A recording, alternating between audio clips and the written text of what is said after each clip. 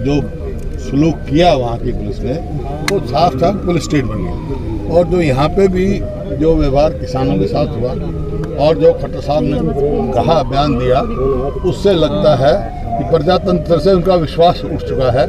जब भी तो कहा उन्होंने बयान दिया, लठ उठा लो, तो मैं ये तो नहीं कहने आया हूँ आज लठ उठा लो, लेकिन मैं ये कहने आया हूँ ऐसे बयान देने वालों को वोट की चोट से मारेंगे मरता था। वोट की चोट बहुत ज़बरदस्त होती है, लठ की चोट का तो इलाज हो जाता है, वोट की चोट का नहीं होता है। तो ये आज मैं कह रहा हूँ। हुड्डा साहब, मुकाबला किस किस के बीच मान रहे हैं आप? मुकाबला कांग्रेस पार्टी नंबर 1 जो दूसरे नंबर पर भारी। विवेक जी, क्या कहेंगे इलाहाबाद उपचुनाव को लेकर? कांग्रेस कितनी आश्वस्त दिखाई दे रही है? बहुत आश्वस्त तो नहीं कहूँगा, पर लेकिन हमें बहुत विश्वास है कि ये चुनाव हम लोग जीतेंगे।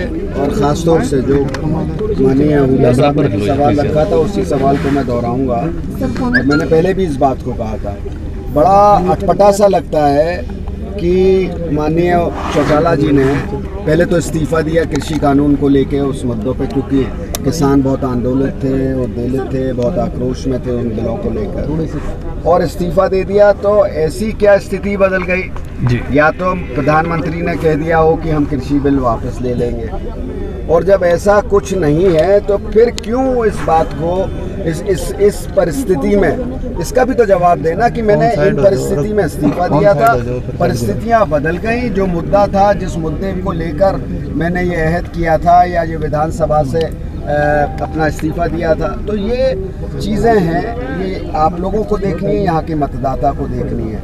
और ख़ास तौर से और बीजेपी के परिप्रेक्ष्य में हम इतना ही कहना चाहेंगे, उनकी जो ख़ास तौर से जो उनका कुशासन है, माननीय हमारे मुख्यमंत्री जी को भी इतना इस तरीके के उनके बोल हैं, उनके वचन हैं कि जनता की भावना को ही आहत करते हैं। कोई मुख्यमंत्री इस तरह हिंसात्मक घटना के लिए, हिंसात्मक उसके लिए घटनाओं के लिए प्रेरक बने, ये कितने अफसोस की बात है। कहीं ना कहीं ये संवैधानिक भावनाओं का के ऊपर प्रहार नहीं है कि मुख्यमंत्री इस तरीके के वाक्य बोलते हैं, चाहे वो कोविड के वाक्य हो, जो इतना इस तरीके से अपने शब्दों में जो उसे ये नहीं पता हो कि क्या शब्द कहाँ इस्तेमाल करने हैं, वो मुख्यमंत्री के लायक है। मैं इतना ही सवाल करना चाहता हूँ। और बीजेपी ने जिस तरीके से, चाहे वो किसान वर्ग हो, आज बेरोज़गारी यहाँ चरम पर है। प्रदेश आज अगर जो प्रदेश जिसने हरित क्रांति में अग्रणी भूमिका निभाई थी, इस देश को आत्मनिर्भरता प्रदान करने में इस प्रदेश और पंजाब ने इतनी उत्कृष्ट भूमिका का निर्वाह किया था, आज बेरोज़गारी पे अपने चरम पर है इस देश के नक्शे पे। बंसल साहब, बात की जाए इलाहाबाद इलेक्शन को लेकर, अब तक 15 बार चुनाव हो चुका है और इतिहास देखें तो कांग्रेस सिर्फ एक बार जीत हासिल कर चुकी है। क्या इनेलो का गढ़ ढा पाएगी कांग्रेस? देखिए, परिस्थितियां बदलती हैं चुनाव में कोई एक यूनिफॉर्म पैटर्न नहीं रहता है।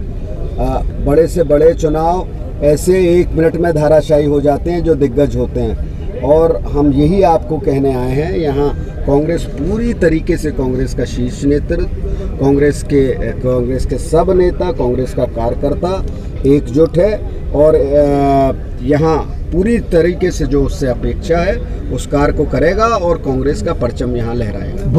भूरुख पर विधायक हैं भरत सिंह बेनीवाल नाराज दिखाई दे रहे हैं टिकट नहीं मिलने की वजह से। देखिए, नाराजगी स्वाभाविक होती है जब किसी पद की आदमी अपेक्षा करता है या किसी भी स्थान की और नहीं मिलता है, तो अस्थायी रूप से नाराजगी स्वाभाविक है, क्षणिक होती है। वो उसको हम लोग उस मसले से भी हमें पूर्ण रूप से विश्वास है कि पवन जी और यहाँ का जो कांग्रेस परिवार है और हमारे जो नेता हैं दोनों यहाँ पर हैं, ये उसे सुलझवाएंगे और वो हमारे प्रत्याशी के साथ। ठीक है सर, आपसे एक सवाल है कि जिस लड़ाई को आप लड़ रहे हैं बीजेपी के खिलाफ, उन्हीं से ही सैनिक लेकर के युद्ध में उनके खिलाफ उतार रहे हैं, ऐसा बीजेपी भी बोल रही है और इनेलो भी। देखिए, बीजेपी को तो ये शोभा नहीं देता। बीजेपी तो हमारे कितने प्रत्याशियों को लेके जा रही है, चारों तरफ लेके जा रही है, तो वो अगर कोई बोले तो उनको शोभा नहीं देता। और देखिए, राजनीति है, राजनीति में बहुत सी चीज़ें होती हैं, बहुत से, और जैसा कि कहा इन्होंने, पवन जी ने किसानों के साथ अपनी संबद्धता दिखाई थी और तब इन्होंने अपना इस्तीफ़ा दिया था जब किसान आंदोलन का शुरुआत हुई थी।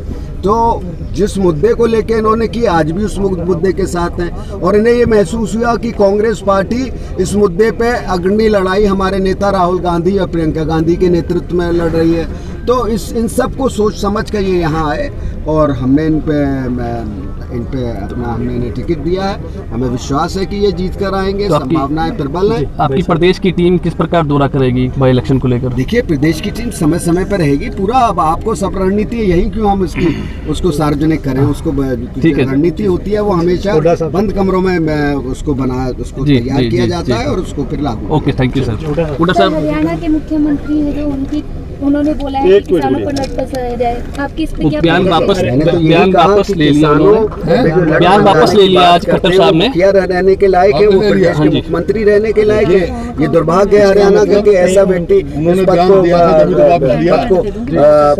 बैठे हुए हैं जो इस तरीके की भाषा का प्रयोग करते हैं। जो व्यवहार प्रियंका गांधी जी के साथ और यहाँ से सांसद दीपेंद्र जो वहाँ गए, जो सलूक किया वहाँ की पुलिस ने, वो साफ साफ पुलिस स्टेट बन गया। और जो यहाँ पे भी जो व्यवहार किसानों के साथ हुआ और जो खट्टर साहब ने कहा, बयान दिया, उससे लगता है कि प्रजातंत्र से उनका विश्वास उठ चुका है।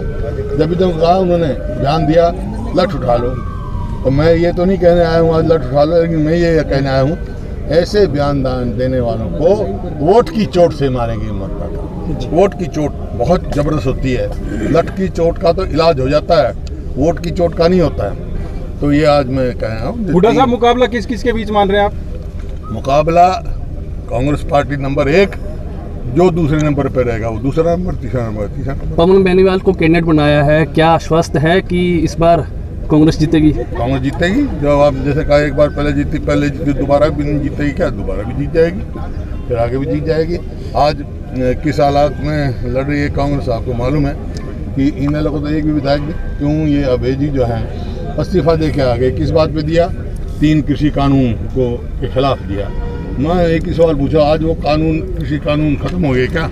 उनका अभय सिंह का आरोप ये भी है कि तीनों कृषि कानूनों की सहमति में कांग्रेस भी थी। नहीं थी, बिल्कुल नहीं थी। हमने तो विरोध किया, इनको बनवाने में उसी के लिए तो हम अविश्वास प्रस्ताव लेके आए और वो उसके वोट देने से पहले ही आ गए। तो मेरा आपके माध्यम से एक ही सवाल है उनसे, वैसे तो कोई चांस नहीं है कांग्रेस की पार्टी जीतेगी हमारी, लेकिन अगर 1% वो जीत भी जाएं तो 6 महीने के बाद फिर मैं अविश्वास प्रस्ताव लाऊंगा मैं असेंबली में, उस टाइम फिर दोबारा इस्तीफा दे देंगे क्या वो? ठीक है सर, एकजुटता रहेगी या फिर जींद के तरीके से किसी का कांटा निकलता हुआ दिखाई? कांग्रेस एक है। ठीक है मैडम। हुड्डा साहब, आप चुनाव प्रचार में आते रहेंगे? मैडम साहब चुनाव प्रचार में जी मैडम, सर थोड़ा सा गैप दे दो एक बार। आएंगे माइक बराबर सारी। मैडम, बाई इलेक्शन को लेकर कांग्रेस की क्या रणनीति रहेगी? एक बार ही जीत हासिल हो चुकी है अब तक इतिहास में। देखिए, इतिहास की जो अगर आप बात करें तो इतिहास में लोकदल का एक अलग रूप था। आज के दिन लोकदल का कोई रूप बचा नहीं है। एक अकेले विधायक थे और जिन्होंने, जैसा हुड्डा साहब ने आपके सामने बात रखी, उन्होंने अपनी खिसकती हुई ज़मीन को देखते हुए सोचा कि वो इस्तीफा देकर कुछ माइलेज लें, लेकिन ऐसा कुछ नहीं है। अकेले एक हैं, पार्टी उनकी कई फाड़ हो चुकी हैं। एक पार्टी बीजेपी की गोद में जाकर बैठी है, ये अकेले थे। इनको सदन में लड़ने का बहुत अच्छा सुनहरा मौका था और आज फिर से ये लेना चाहते हैं, फिर सदन में पहुँच। जनता को पूछना चाहिए कि ये चुनाव ऐलनाबाद के लोगों पर क्यों थोपा गया। असली बात तो ये है, आज उनका चुनाव लड़ने का कोई औचित्य नहीं समझ में आ रहा। जी, भरत सिंह बेनीवाल कह रहे हैं कि कांग्रेस पार्टी ने मेरी अनदेखी की है 35 साल। देखो, ऐसा है, उनकी देखी भी बहुत बार हुई है और हम सब, मैं तो पहले कह हुड्डा साहब हैं, हम सब हैं, पार्टी फैसला करती है टिकट का।